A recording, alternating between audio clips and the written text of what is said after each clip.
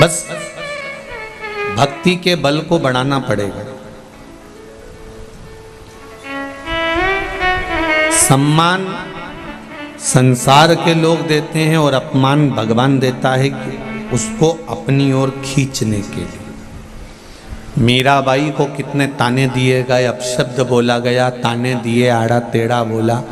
संत नामदेव जी को बोला, तुकाराम जी को बोला, रामकृष्ण परमहंस को बोला, चैतन्य महाप्रभु जी को बोला, श्रीमद वल्लभाचार्य, श्री रामानुजाचार्य, चार्य निम्बार्काचार्य, जितने भी भारत भूमि के बड़े बड़े संत हुए, लोगों ने इनको अपशब्द कहे और कहते रहे, कहते रहे।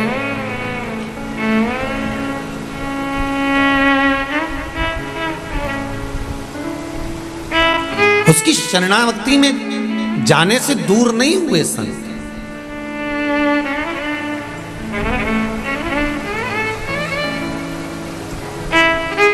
कई लोग कहते हैं गुरुजी,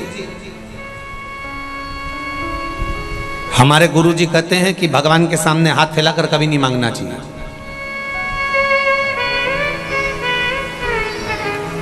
बोलो रीजी जी हो, हरिओ राजस्थान वाली। कई लोग कहते हैं तुमने शिव पुराण ऐसी चालू कर दी कि भगवान के आगे जाके बोल दो, भगवान तुम्हारा काम कर देगा, भगवान के आगे जाके बोल दो, भगवान तुम्हारा काम कर देगा। है ये कोई तरीका है? हमारे गुरुजी कहते हैं कभी भगवान के सामने जाकर कुछ मत मांगो, भगवान के सामने जाकर कुछ भी नहीं मांगना।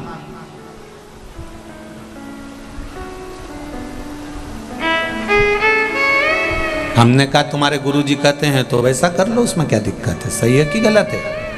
जिसके गुरुजी जो बताएं वो करो। पर हमने तो जो सीखा है वो आपको बता रहे हैं।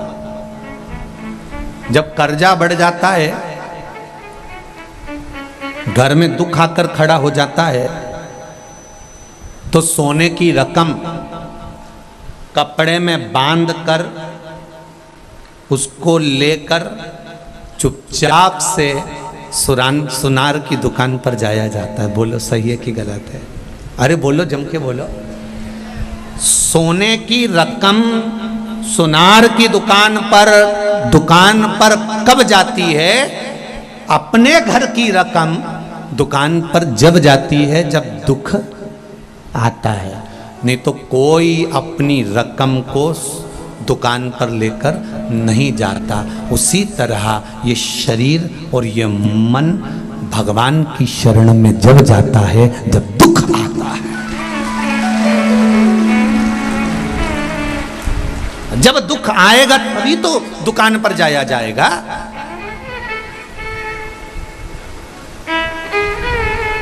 सोने की रकम, घर की रकम, अलमारी की रकम सुनार के यहां ऐसे नहीं जाती है, दुकान पर ऐसे ही नहीं पहुंच जाती है। अपने घर की रकम अगर दुकान पर जा रही है तो समझना कि दुख कितना बड़ा होगा।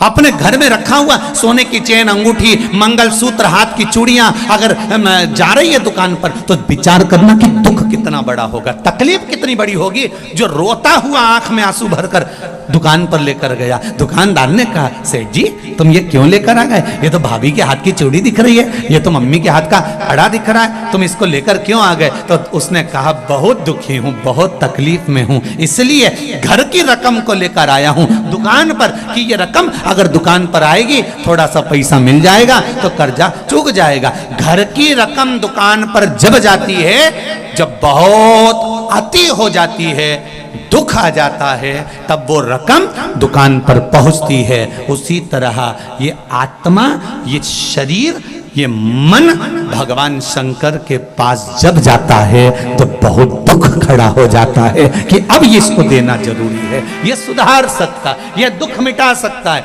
कुछ इस आत्मा को, इस चित्त को, इस मन को, इस वृत्ति को ये संभाल सकता है। मैंने तेरे ही भरोसे ओ बाबा, तेरे ही भरोसे हवा बिच उड़ती जाऊंगी, बाबा डोर हथों छड़ी में कटी जावा।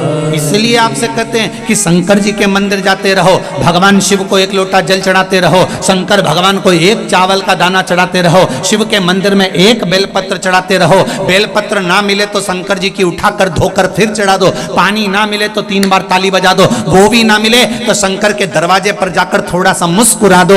भगवान शिव को लगेगा रोज आती है और मुस्कुरा के जाती है। पार्वती जी कहेगी मुस्कुरा इसलिए रही है कि 2 बार तो पशुपति व्रत कर लिए, रोज सोमवार का व्रत करती है, इसके बाद भी दुख नहीं कट रहा तो तुम्हें चिढ़ा कर जा रही है। शंकर जी कहेंगे अब इसका दुख मिटाना पड़ेगा। मुस्कुरा उसके दरवाजे पर जाकर,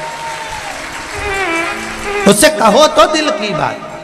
इस शरीर को लोग कहते हैं आपके गुरुजी ने कहा कि भगवान से कुछ नहीं मांगना चाहिए, पर हमारी तो शिव महापुराण की कथा कहती है जो कुछ भी मांगना संसार से मत मांगना, उस उघड़तानी से मांगना जो दुनिया को देता है वो तुम्हें दे। आपके गुरुजी ने कहा भगवान से कुछ मत मांगो, पर हमारी शिव पुराण तो कहती है कि किसी से मत मांगो पर उससे मांगो, वो तुम्हारा बाप है, जगत का बाप, जगत का पिता, देव अधिदेव महादेव है, उसके पास चले जाओ दिल से।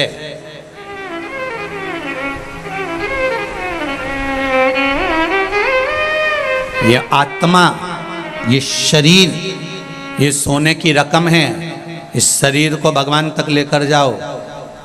दुख जब आता है तभी रकम दुकान पर जाती है, तो ये शरीर भी जब ही जाना चाहिए परमात्मा के द्वार। अब बहुत गंदा हो गया, बहुत तकलीफ में हूँ, कहाँ जाऊँ?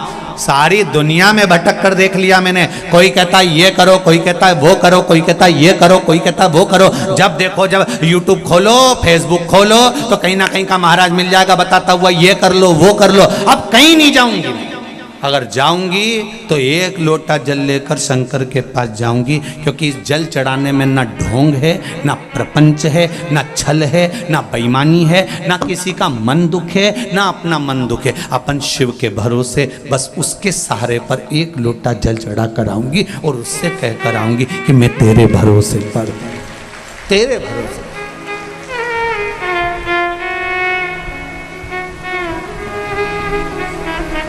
बस तेरा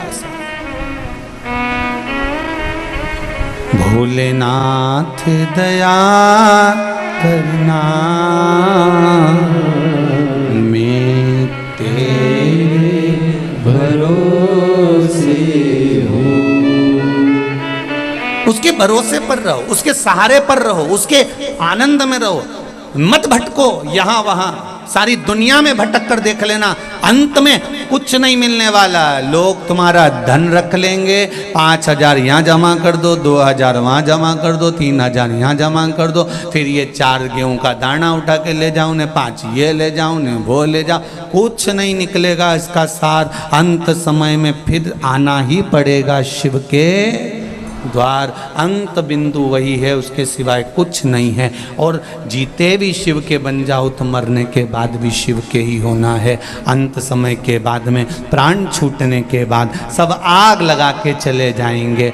भगवान विष्णु बैकुंठ में रहेंगे, ब्रह्मा ब्रह्मलोक में रहेंगे, इंद्र इंद्रलोक में रहेंगे, सारे देवता अपनी अपनी जगह पर रहेंगे। पर शमशान में जब आग लगा के जाएंगे तब कोई नहीं रहेगा, तब वो ही रहेगा, एक देव अधिदेव महादेव रहेगा। तुम हड्डियां अग्नि के कारण चटर चटर कर रही होगी तो महादेव पूछेंगे क्यों री कमला, तेरी हड्डी तो बहुत टूट रही रे। कमला के कभी नहीं गई ना शंकर के मंदिर, इसलिए अब चटर चटर करके टूट रही। महादेव ये जाती ना तो नहीं टूटती है, निश्चित बहुत चटर चटर।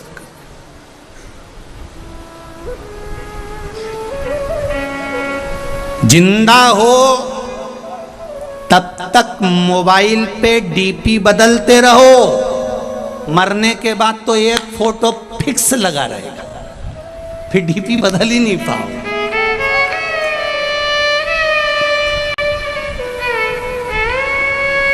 मरने के बाद डीपी बदल रही है क्या? अरे बोलो तो सही, फिर